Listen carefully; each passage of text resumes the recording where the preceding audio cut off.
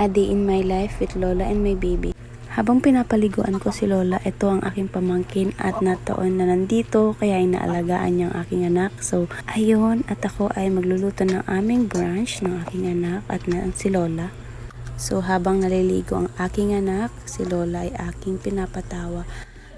At habang naliligo pa din ang aking anak, ako ay nag-aayos dahil pagka maya-maya, ayan, at magkakalat na naman. Pinibilisan ko na nga maglinis dahil alam ko mayat maya ay makalat na naman itong higaan namin.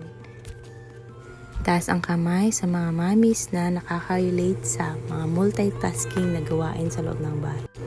So it's 11 o'clock in the morning. Ito na at ako ay magpa-brunch na din.